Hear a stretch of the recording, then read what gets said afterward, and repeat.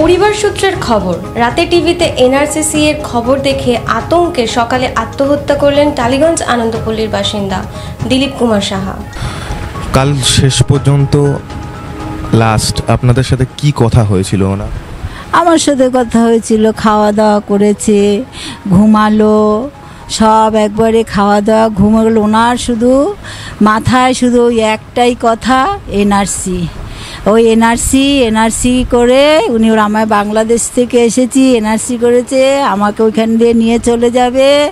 আমার ওই যে তোমাদের ক্যাম্প আছে, সেই ক্যাম্পে রাখবে, থাকতে পারবো ওইখানে। ওই যে সব আমার বৌমা আমার কাছে, তাই খালি ওই এনআরসি করে আমি ওখানে গেলে আমি তো আর থাকবো না, আমি বাঁচবো না, আমি এই খালি এনআরসি ও করে আর এই খালি এনআরসি করে করে শুধু এই কথা নিয়ে। যে আমরা বলতাম এনআরসি আসলে তো তুমি দেখতে পাবে, বলে না, এনআরসি যখন করেছে খবরের কাগজে পেপারে, তাহলে ওটাই হবে করে করে হাসি এনআরসি তোমরা এনআরসিটারে এখান থেকে হাটিয়ে দাও। আচ্ছা, আমার কপালটা যেরকম ফেটে গেছে, এরকম যেন কারণ না ফাটে।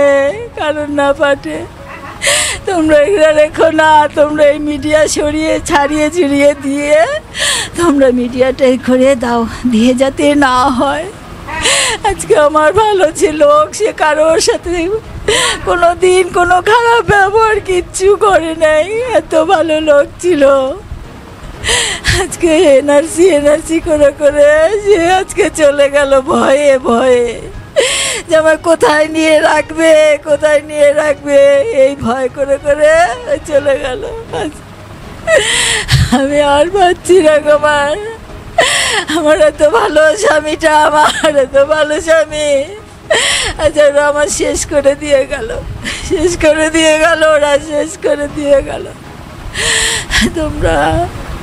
তোমরা ব্যবস্থা করো, এ যেন আর না থাকে, এই জিনিসটা এনআরসি যেন আর না থাকে, কারোর যেন এরকম না, আমার মতো কপাল যেন কারোর না হয়। তোমরা এইটা করে এখান দিয়ে হাটিয়ে দাও। আমি আর পাচ্ছি না গো, আর পাচ্ছি না। আপনারা এখন কি চান? আপনাদের দাবি কি? আমাদের দাবি যে এনআরসি যে এইটা আজকে আমার তো এরকম আরও অনেকের হবে, এটা যাতে না হয়, তোমরা এইটাকে এইখান থেকে হাটিয়ে দাও। এই এনআরসি আর যেন 5টা মানুষ চিন্তা না করতে পারে, হ্যাঁ, যেন কারণ না হয় আসে, তোমরা যেন আসে, তোমরা এখন ওইটা যেন এনআরসি জিনিস যেন এইখানে না আসে, তোমরাই করো। তোমরা মিডিয়া এটা করে তোমরা এটাকে হাটিয়ে দাও, নাহলে এরকম আমার মতো সর্বনাশ অনেকের হয়ে যাবে, যাতে না হয় সেটা তোমরা আর করো না। তার এই চিন্তা করতে সে চলে গেল, চিন্তা করতে যে আমার কোথায় থাকবো, কোথায় নিয়ে যাবে, করতে সে শেষ হয়ে গেল। আমরা সরাসরি কথা বলে নেব মন্ত্রী অরূপ বিশ্বাসের প্রতিনিধি পেন্টু বিশ্বাসের সঙ্গে। আপনারা কখন জানতে পারলেন এই ঘটনাটি? আমরা সকালবেলায় জানতে পারি, আমাদের এখানে যারা লোকাল আমাদের তৃণমূল কংগ্রেস কর্মীরা আছে এবং পাড়ার লোকেরা আছে, তারাই খবর দেন যেরকম একটা বাজে ঘটনা এখানে ঘটেছে, এবং সঙ্গে সঙ্গে আমরা এখানে ছুটে আসি, এসে ওনার পরিবারের পাশে দাঁড়াই। তারপরে ওনার জানতে পারি যে উনি বিগত 10 দিন ধরে এরকম মানসিক অবসাদে ভুগছিলেন। এনার মাথায় এই এসআইআর আর এই সিএ এনআরসি নিয়ে ওনার পরিবারের সাথে ওনার দীর্ঘক্ষণ ধরে এই নিয়ে কথাবার্তা চলছিল, যাতে উনি এই অঞ্চল থেকে ওনাকে আবার বিতাড়িত করা হবে, বাংলাদেশ পাঠানো হবে, উনি আবার হয়তো রিটেনশন ক্যাম্পে যাবেন। এই চাপের মধ্যে থেকেই ওনার মানসিক অবসাদে শুনছিলাম খাওয়া দাওয়া বন্ধ করে দিয়েছেন, বাড়ি থেকে বেরোতেন না, ওনার চাকরিতে যেতেন না।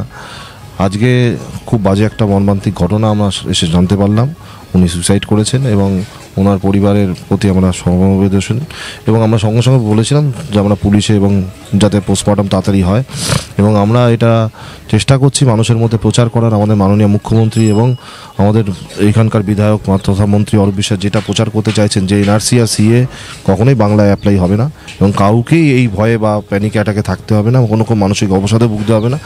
এখানকার সকল মানুষ এখানকার বাংলার নাগরিক, ভারতবর্ষের নাগরিক। আপনারা সকলে একসঙ্গে এক জায়গায় থাকবো, একসঙ্গেই সবাই মিলে চলবো, এটাই আমাদের এখানে বক্তব্য থাকবে। সেটাকে আমরা চেষ্টা করছি পরবর্তীকালে এই অঞ্চলগুলোতে ক্যাম্প করে করে আমাদের প্রচার করতে হবে, যাতে এই অঞ্চলে কোনো মানুষ এরকম বাজে ঘটনা যাতে না ঘটায়, কোনো একটা প্রাণ যেন এনআরসি আর সিএর জন্য না যায়। ধন্যবাদ। ঘটনা যেটা আমরা জানতে পারলাম সেটা হচ্ছে উনি প্যানিকে ঘটনাটা ঘটিয়েছেন। প্যানিকটা হচ্ছে যে স্পেশাল ইন্টেন্সিভ রিভিশন হচ্ছে SIR ভোটার লিস্টে, সেটা নিয়ে। যদিও উনি অনেক দিন আগে এসছে, কিন্তু ওনার সেই অর্থে ফিজিক্যালি ডকুমেন্টস নেই, ফলে প্যানিকগ্রস্ত হয়ে গিয়ে এই মর্মান্তিক ঘটনাটা ঘটিয়ে ফেলেছেন।